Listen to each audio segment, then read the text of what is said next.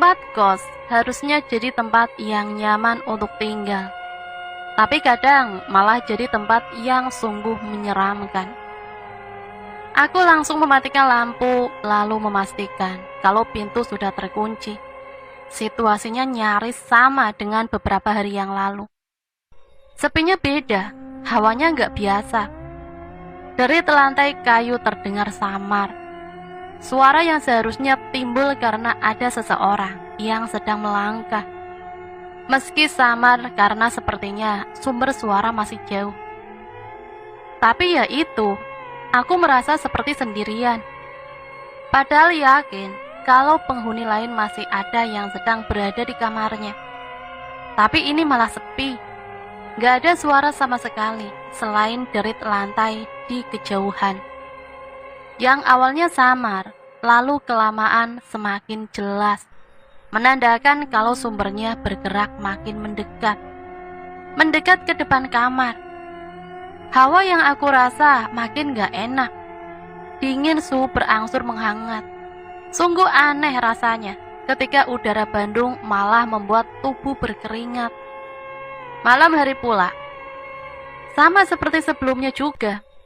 Setelah makin mendekat, suara derit lantai kayu jadi nggak sendirian. Malah timbul suara lainnya, lebih menyeramkan dari derit kayu. Suara yang satu lagi terdengar seperti kaki yang berjalan terseret, nggak melangkah dengan benar. Jadi nyaris bisa dipastikan kalau suara-suara itu adalah suara langkah kaki yang sedang bergerak menyusuri lorong depan kamar-kamar. Dari suara-suara yang ditimbulkan juga terdengar kalau langkah kaki itu seperti bergerak sangat lambat, sehingga akan memakan waktu agak lama untuk sampai di depan kamarku. Aku hanya bisa diam, duduk di sudut tempat tidur, terus menatap jendela, menajamkan pendengaran, berusaha untuk terus menangkap suara-suara itu. Berusaha sebisa mungkin gak bersuara. Menggerakkan kaki pun aku gak berani, karena takut nantinya akan menimbulkan bunyi. Jendela kamar masih berbentuk jendela kaca, namun di bagian sebelah kanan masih berupa jendela kaca naku yang bisa dibuka kalau ingin ada angin masuk dari luar. Jendela itu hanya tertutup tirai tipis tembus cahaya. Nah, karena jendela masih berbahan kaca naku inilah akibatnya suara-suara di luar jadi mudah terdengar dari dalam. Jantung berdegup gak karuan. Aku membaca doa sebisanya, karena berikutnya akan terdengar suara yang sungguh sangat menyeramkan. Pikiranku, sang pemilik suara langkah sudah tinggal 1 atau 2 meter lagi untuk sampai posisinya sudah berada di depan kamar sebelah kanan. Kenapa aku bisa berpikir seperti itu? Karena suara berikutnya sudah terdengar. Suara apa? Suara nafas. Tarikan suara nafas panjang. Gambarannya adalah suara nafas seperti nafas orang yang memiliki gangguan pernapasan. Begitu terdengarnya derit lantai kayu, langkah terseret, dan suara nafas sesak. Seram, sangat. Aku makin diam, ketakutan. Aku yang sejak tadi gak melepaskan pandangan ke jendela, akhirnya melihat sesuatu di ujung kanan. Jendela kaca tertutup tirai tipis. Dari tirai itu aku dapat melihat bayangan, karena ada cahaya lampu dari lorong. Iya, dari tirai itu aku melihat ada bentuk sosok yang sedang berjalan di depan kamar, di teras. Walau hanya bayangannya saja, tapi aku tetap dapat melihat dengan jelas kalau yang sedang berjalan itu adalah seorang laki-laki kurus tinggi. Sosok itu berjalan dengan sangat lambat. Langkahnya terseret, derit lantai kayu terdengar jelas. Yang paling seram, suara sesak nafasnya panjang, diselingi batu kecil tersendat.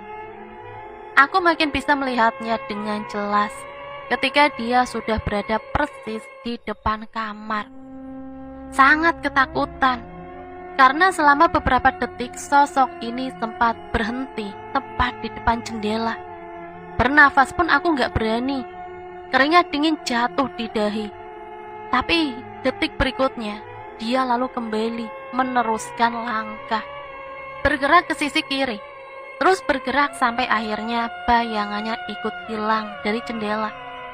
Namun suara-suara menyeramkan yang mengiringi masih terdengar. Suara-suara itu semakin lama semakin samar, sampai kemudian hilang sama sekali. Aku Irsya, mahasiswa angkatan 2017, salah satu universitas yang ada di Bandung.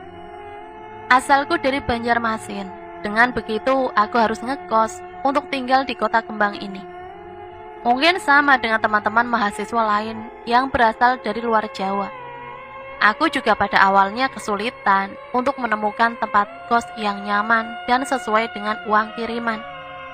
Sudah beberapa kali berpindah sampai akhirnya betah tinggal di tempat kos yang aku tinggali sampai saat ini. Nah, yang akan aku ceritakan kali ini adalah kisah yang aku alami ketika sempat tinggal di salah satu tempat kos. Ini adalah tempat kos kedua selama aku tinggal di Bandung. Pindah ke kos ini karena di kos pertama yang letaknya di belakang monumen gazebo ternyata nggak aman. Waktu itu aku dapat info dari salah satu teman kalau ada tempat kos yang nyaman, aman, dan harganya terjangkau. Ya sudah, aku langsung pergi melihatnya. Dan benar, ternyata tempat kos ini menurutku nyaman, gak jauh pula dari jalan besar. Letaknya di daerah suci, gak jauh dari Masjid Islamic Center. Letaknya persis di belakang gedung kampus terkemuka. Untuk teman-teman yang tinggal di Bandung, gak akan susah untuk mengira-ngira di mana kiranya tempat kos ini. Nah, karena letaknya strategis dan harganya juga terjangkau, akhirnya aku memutuskan untuk pindah secepatnya. Singkat kata, akhirnya aku benar pindah. Bangunan 2 lantai. Bagian depan ada parkiran yang cukup luas, pagar besi jadi pengamannya. Pintu masuk utama berada di paling depan, agak seperti lorong panjang. Sebelum kita benar-benar bisa melihat barisan kamar kos di dalamnya. Setelah sudah berada di dalam, kita akan melihat kalau kos ini bentuknya memanjang. Kamar-kamar saling berhadapan, dengan ada lorong di tengah-tengah. Kalau di lantai dasar lorongnya lebih luas, bisa buat meletakkan meja atau barang-barang lainnya. Sementara di atas, lorongnya berbentuk teras. Dari teras depan kamar kita bisa melihat ke lantai bawah. Lantai bawah ada 12 kamar, lantai atas ada 14. Begitulah gambarannya. Aku dapat kamar di lantai atas, letaknya nyaris di paling ujung, agak jauh dari tangga. Jadi kalau mau menuju tangga harus berjalan melewati banyak kamar terlebih dahulu. Katanya kosan ini sudah berdiri sejak awal 90-an. Berarti umurnya sudah 30 tahunan. Beralasan sih, karena dari bentuk bangunannya juga sudah kelihatan berumur, walau belum klasik-klasik amat. Yang cukup khas, suasana di dalamnya cenderung gelap. Karena nggak ada ruang terbuka, jadinya cahaya matahari yang masuk sangat sedikit. Paling hanya bisa masuk dari lubang angin di beberapa sudut bangunan. Kos-kosan ini juga nggak ada induk semangnya, jadi isinya hanya para penghuni kos. Waktu aku pertama kali datang, katanya nggak semua kamar terisi. Ada banyak yang kosong, entah apa sebabnya. Saat itu barang bawaanku belum banyak, hanya beberapa lembar pakaian dan perlengkapan standar anak kos. Karena memang waktu itu aku belum lama tinggal di Bandung. Kebetulan juga kamar kos ini sudah menyediakan tempat tidur, meja belajar, dan lemari sudah cukup buat aku. Oh iya, dalam kamar nggak ada kamar mandi. Kamar mandi adanya di luar, berbarengan penggunaannya dengan penghuni lain. Di lantai bawah 4, di atas 3. Setelah ada penggambaran tadi, aku maklum kalau teman-teman semua mengambil kesimpulan, kok tempat kosnya kelihatan serem ya? Ya memang benar, memang agak kelihatan seram. Aku juga berpikir seperti itu ketika pertama kali masuk. Mungkin karena bangunannya bangunan tua, ditambah dengan suasana di dalamnya cenderung redup. Jadinya terkesan seperti itu, tapi ya sudahlah. aku nggak terlalu memikirkan hal-hal itu.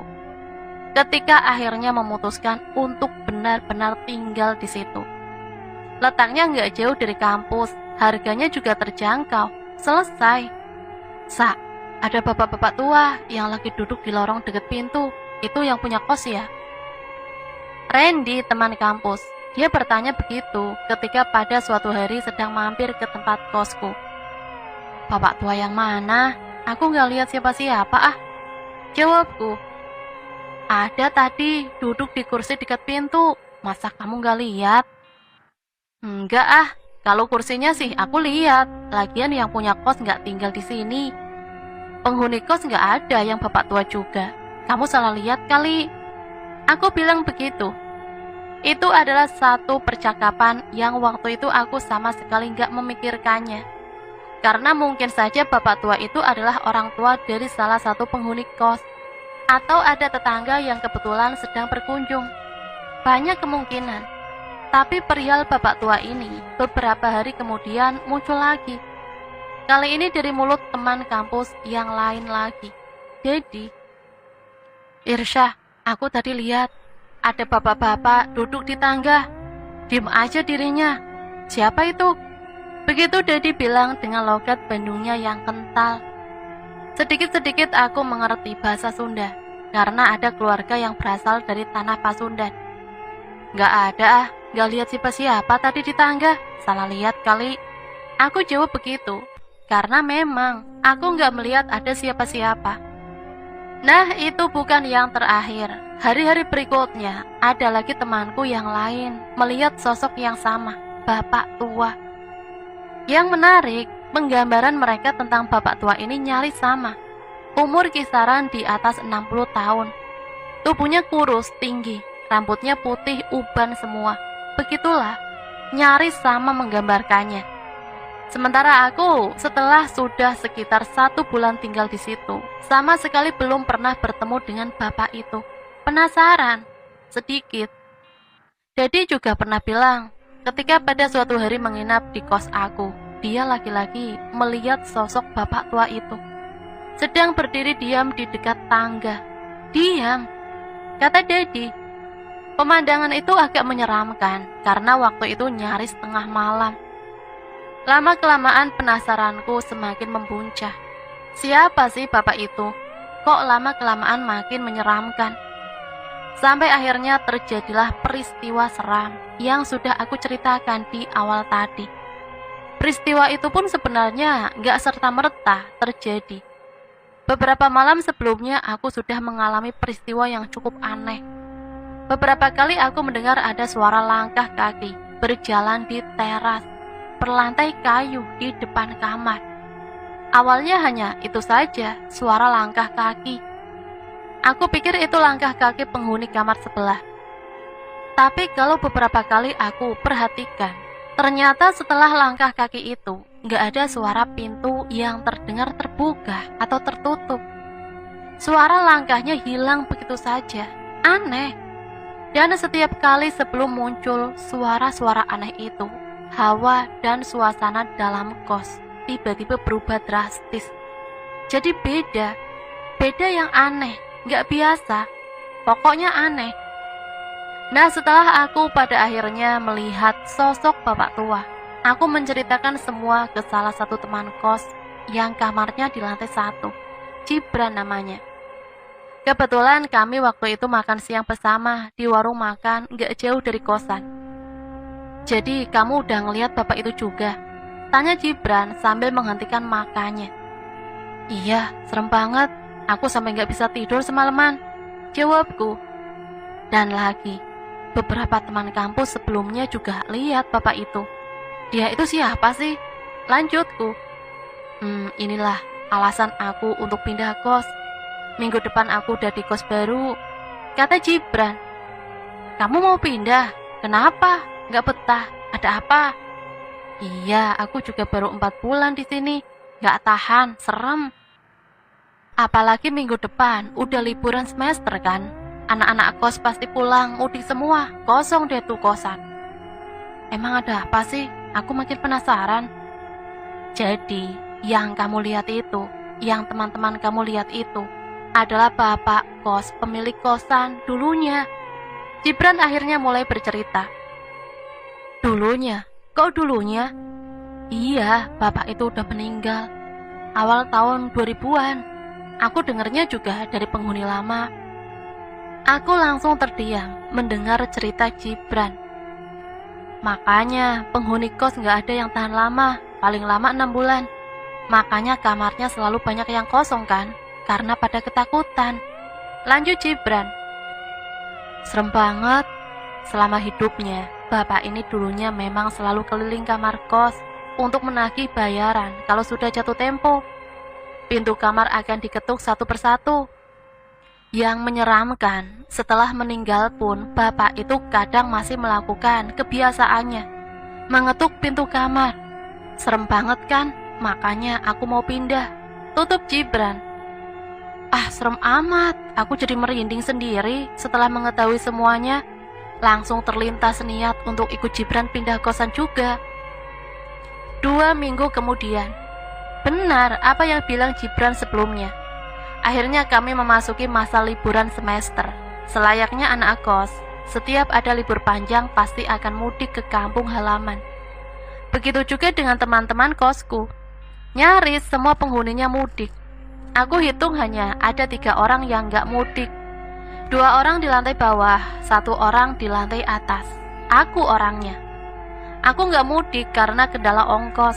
Kalau pulang aku harus naik pesawat, yang mana tiketnya mahal. Jadi aku akan pulang kalau libur lebaran saja. Ya sudah, akhirnya aku terdampar sendirian di lantai atas. Iya, sendirian. Gak harus masa liburan, masa kuliah pun tempat kos ini sudah sering sepi terasa. Apalagi liburan seperti ini. Lantai atas apalagi, sangat terasa kosong. Hanya aku satu-satunya penghuni yang ada. Setelah mendengar cerita dari Gibran, cerita tentang almarhum bapak kos, aku juga selalu was-was kalau malam tiba. Siang juga sama saja sih, was-was juga. Beberapa kali aku menginap di rumah Dadi kalau sudah merasa ada yang janggal atau mulai menyuruh seram. Tapi pada suatu malam, aku terpaksa harus melaluinya di kamar kos.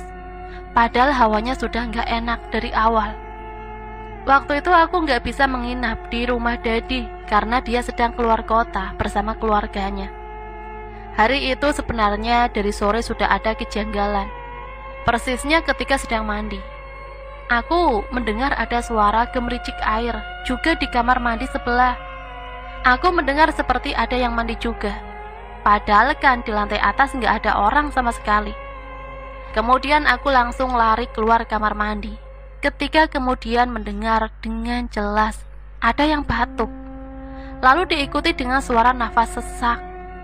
Malamnya, ketika sedang rebahan di tempat tidur, sekitar jam 8 malam, aku mendengar ada suara langkah kaki yang mendekat. Tapi setelah terdengar, sudah sampai tepat di depan pintu kamar. Langkah itu terhenti. Tentu saja aku langsung membuka pintu, karena kupikir itu adalah temanku yang datang. Aku langsung merinding, parah, karena ternyata di luar nggak ada siapa-siapa. Hiburanku hanya ponsel, sampai menjelang tengah malam, hanya layarnya yang aku perhatikan. 1 jam sebelumnya lampu sudah aku matikan, kamar jadi sudah gelap total. Jam sudah menunjukkan pukul 12 lewat sedikit.